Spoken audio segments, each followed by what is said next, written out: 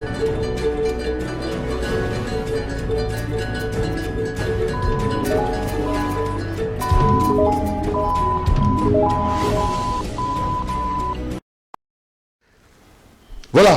Jenny Congo, et voilà, nous pensons à vous, très chers téléspectateurs internautes au Bolandara de Doumontiri TV.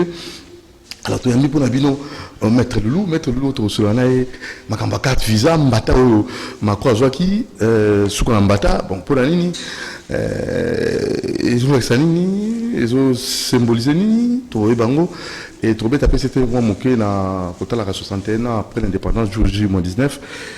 Rapatriement à relique il y a Lumumba déjà Toureba à Portango ni Negosala ni Negosala pour l'amour en abisso mbote mon amboka mettre loup mbote na internaute nyonso bato balinga pour la vérité oui ba pesa bazora libako akolanda émission na yo puis balinga émission na yo merci mettre loup malamoko mbata Macron mbata wana bon habité réaction de part et d'autre, l'opposition, la pouvoir, tout à l'unanimité, alors, ni au truc ni au symbolisé, c'est la démocratie, et la liberté, et la droit de l'homme, on a habité. L'Afrique, c'est l'Afrique, les années.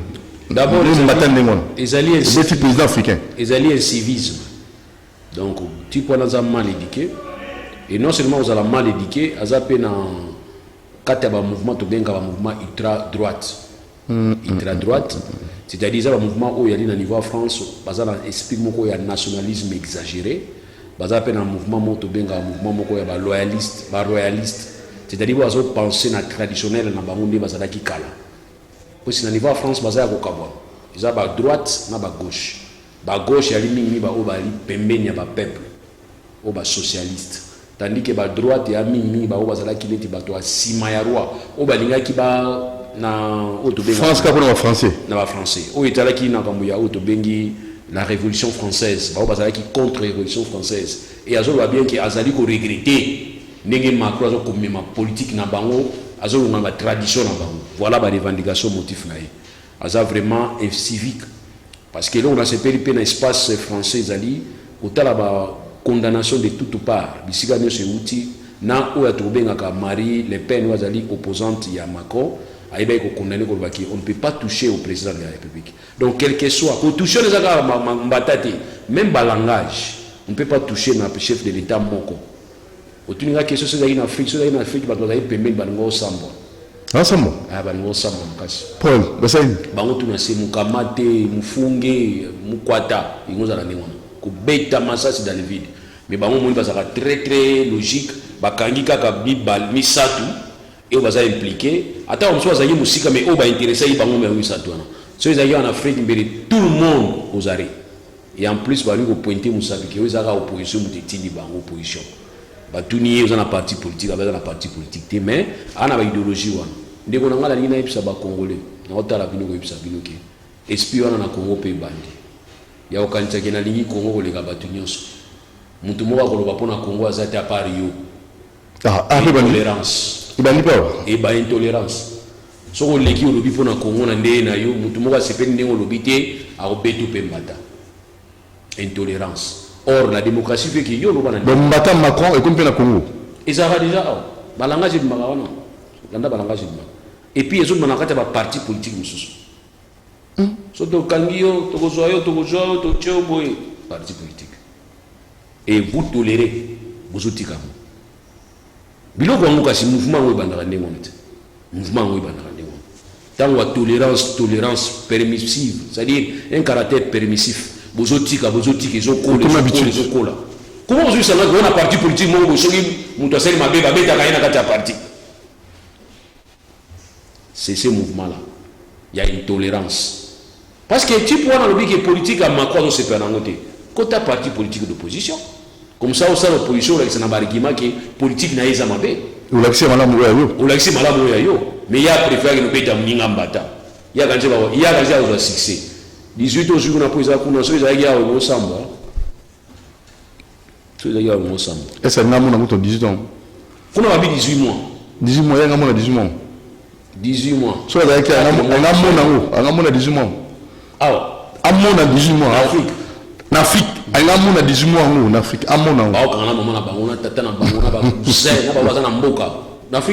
Mais c'est un suspect. Hein? Bon, c'est un danger. Suspecté, mais c'est un danger. Et ce mouvement-là, est colaki. Balobi que bato ba kota ki na kati ba gilet jaune. Oh là là là là. Baza ba mouvement na kati ba gilet jaune. Ya moni période mo zaki na France otiki mutu kalibanda ba tumbiango.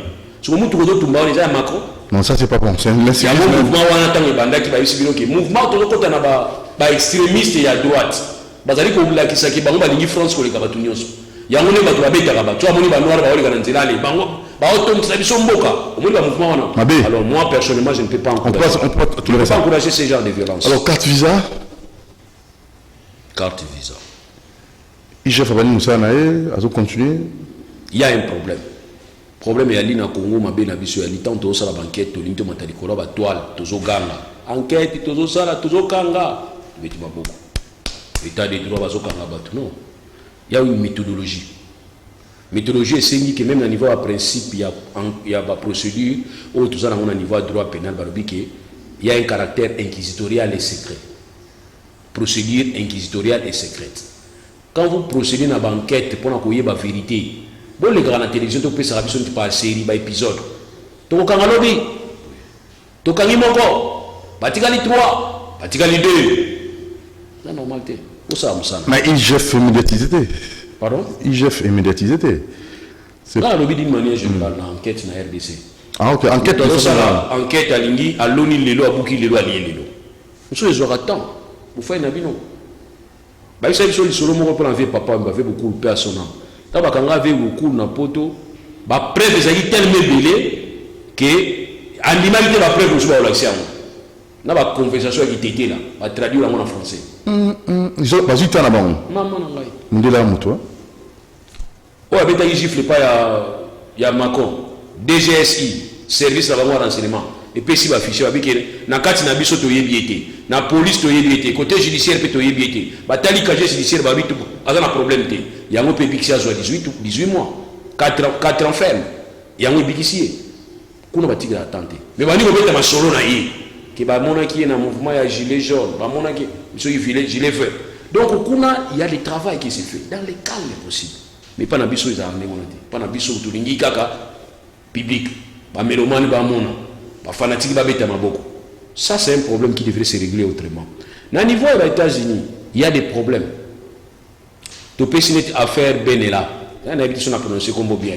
Il y a qui particulier, il y a le président qui n'a pas fait un passeport diplomatique, qui a menacé les journalistes un certain le 1er mai.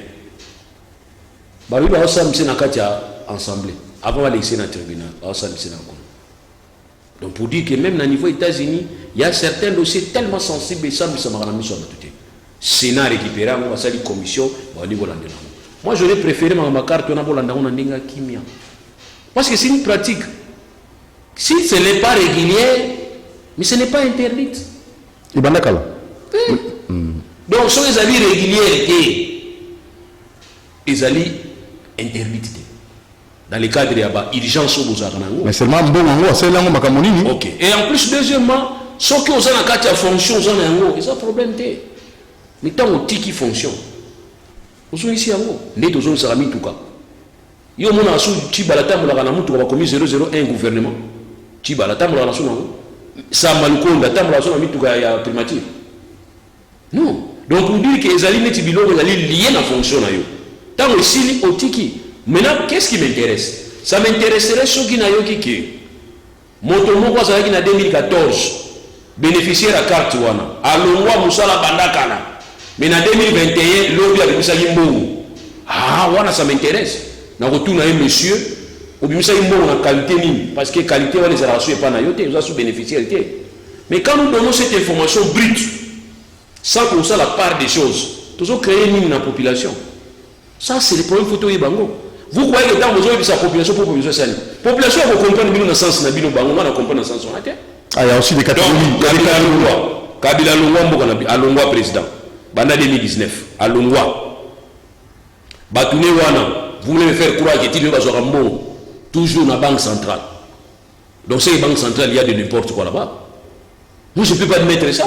C'est une banque centrale, il y a de n'importe quoi. Tout le monde est 40, il y a 40 cartes. Donc c'est qu'à part 40 ans, nous sommes allés. Et on te dit qu'il y a des gens qui ont joué à pété.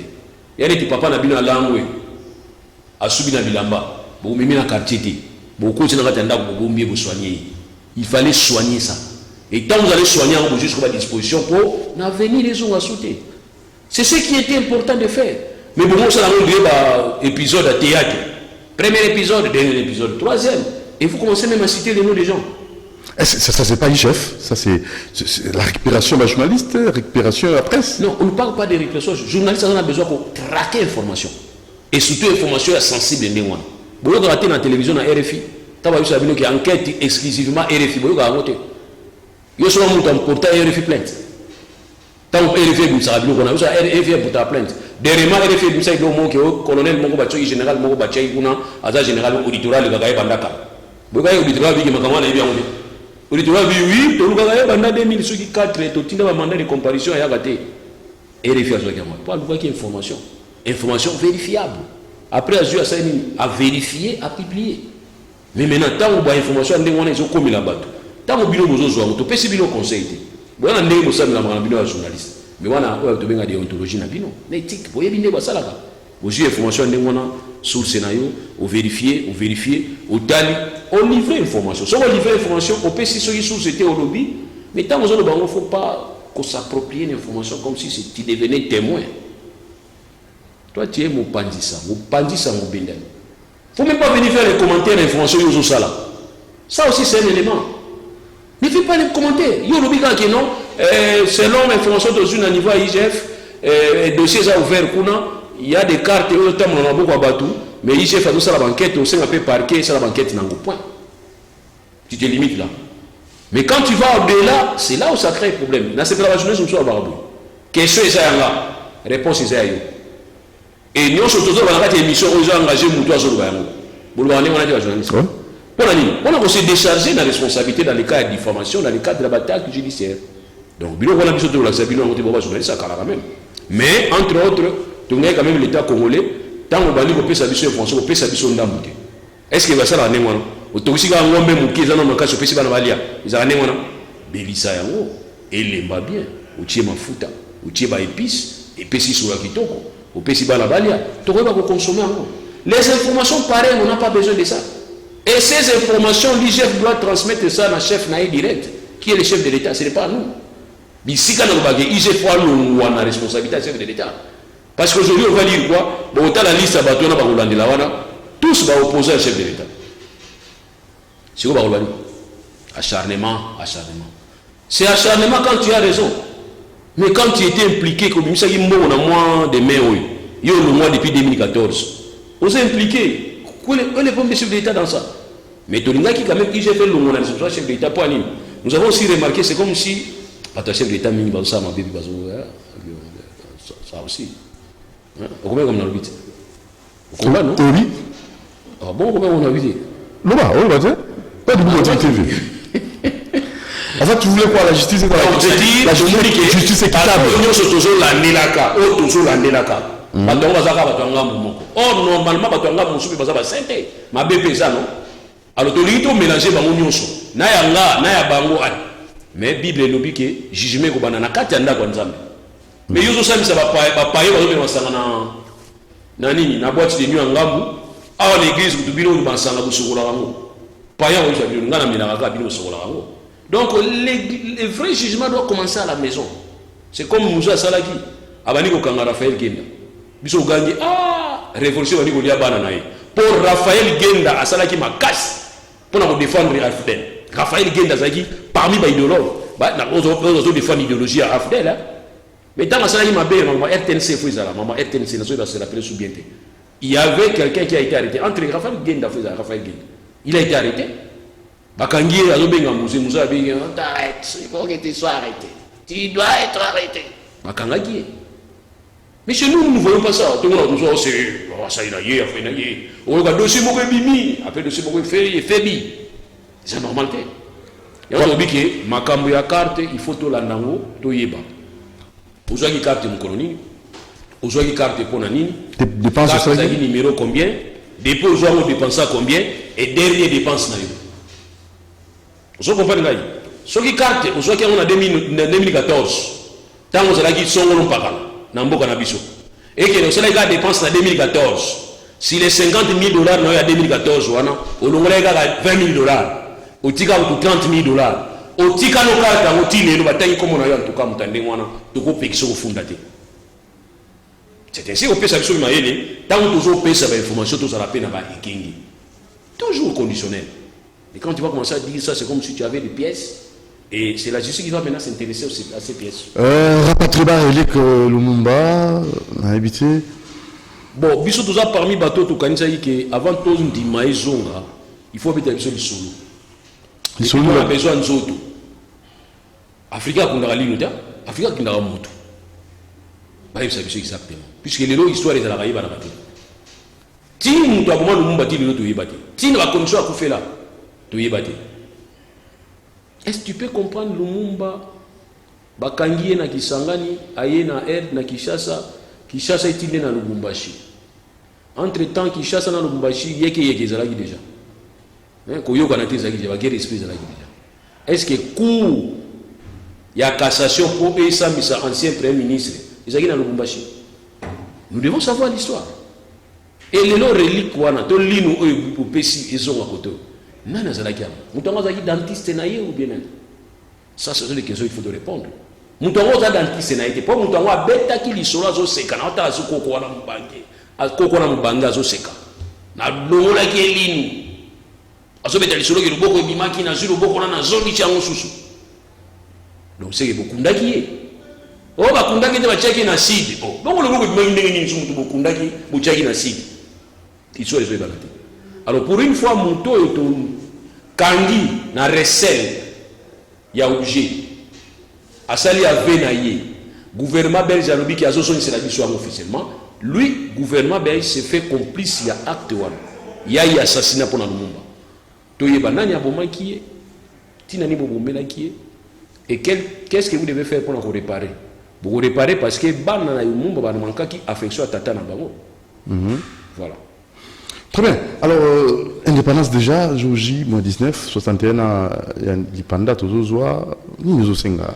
Est-ce que vraiment, ça c'est là, 60 ans après, 61 ans après, déjà, dans 19 jours, que notre pays est vraiment indépendant, toujours indépendance dans le secteur Nyonso, où il y a des secteurs, Ozosenga, dans 5 minutes, vous pourrez voir pour tout un redécollage réel. Bon, ce qui est vrai, pour que l'État ait su vivre, il faut avoir les moyens. Tant que qu'il y a l'indépendance en 1960, c'était prévu le 17 juillet. Le 17 juillet, il a prévu qu'il faut pas pour une table ronde. Pour une table ronde économique. Tout y est nouveau État, azana nyongo combien, banane bazana nyongo na ye, ils ont important tozonga, ils ont un certain prévu un certain 17 juillet 1960. Tozonga été pour tozago bina makasi indépendance tchatcha. Tellement que Melawan et les gars qui ont 30 juin, mais nous sommes le 17 juillet, nous avons une table ronde économique tout le monde. Raté Zalagi Nebisika. Place au RDC a raté Biloko Belén Nebisika. Et en plus, Belge pas l'ingé au Kendete. Belge a tali son accueilli na Zangi. Il faut dans ça la nini. Belge a créé un malentendu, une incompréhension, une sécession, belé ti et bandika 3 mois, soit 2 mois après, juin, août. Bamakele les bandits, ba insurrection et bandits, ba mutinerie et bandits, Patrice Emery, ba mikangi, Akimi, ba bomiye, ba insurrection impossible.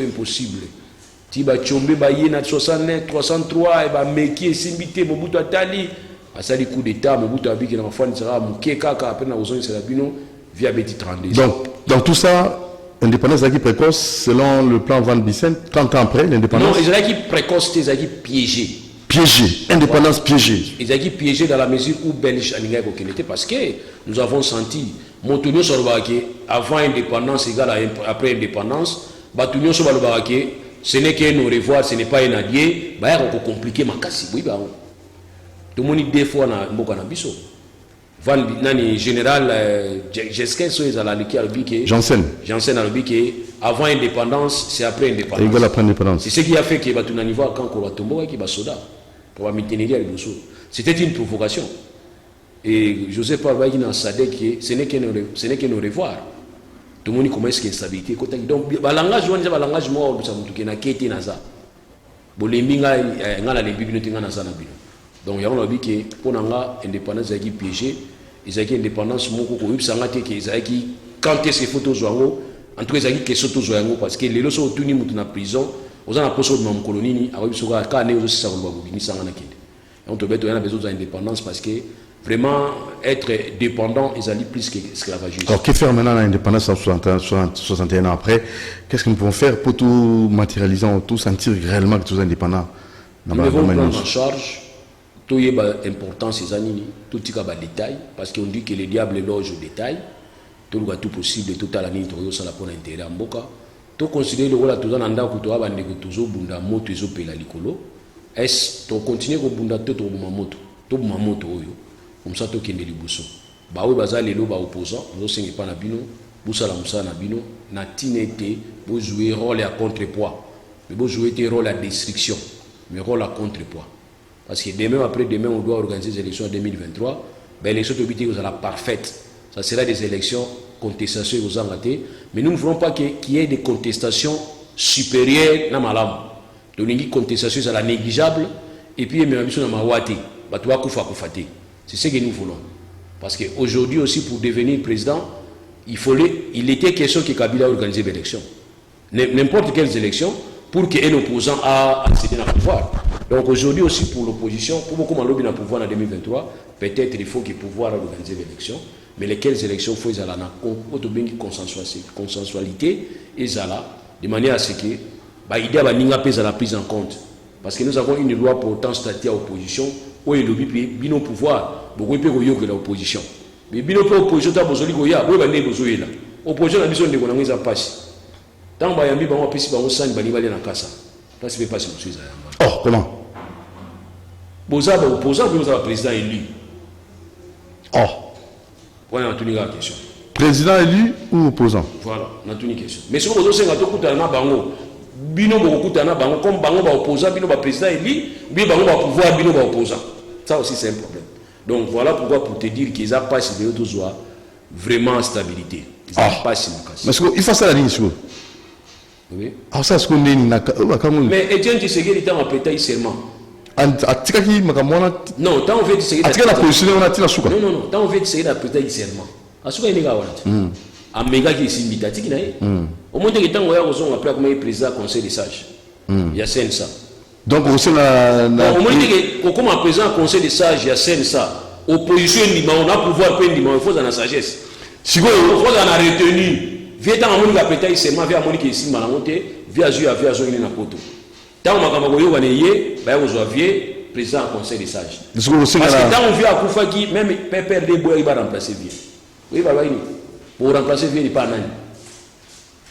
Si vous aussi na matin famille. Pour remplacer pas nani atuni bango pour remplacer pas nani. Bo ba to salité. Na rana yebu to za ko remplacer azati. Ya mo ni poste wana fa itika la vie. Ba j'ai vu le nganko ibachi wana. Est-ce que vous avez quelqu'un vous avez sorti au temps à part comme ça mon assez. Si vous aussi non. Non, on est sur l'opposition. Donc, il président élu ou bien. C'est pas. Batanga, ba on yonso. Na on sait na ba opposant na ba pouvoir batanga loi portant statut opposition. Solution à l'occasion. Et puis loi on a ba changer en Congo. Ba chango loi Tshisekedi Etienne. Parce que c'est lui. Pour l'année. C'est lui qui incarne l'opposition RDC. C'est lui. Azan Mabé mais du moins je dis que c'est lui qui représentait porte-étendard de l'opposition RDC. Et on a dit que Bochango loi Etienne Tshisekedi pour en souvenir. Parce que tant qu'on fait qui c'est la ville, oui, que c'est la ville. On est encore à la présidence, c'est ça. Mais il y a encore un président à conseil, un président à Bassage. On a des places, on a remplacé. Très bien. Merci Maître Loulou. À la prochaine occasion. Merci. Merci à toute l'équipe. Merci. De tout mon vous aime beaucoup.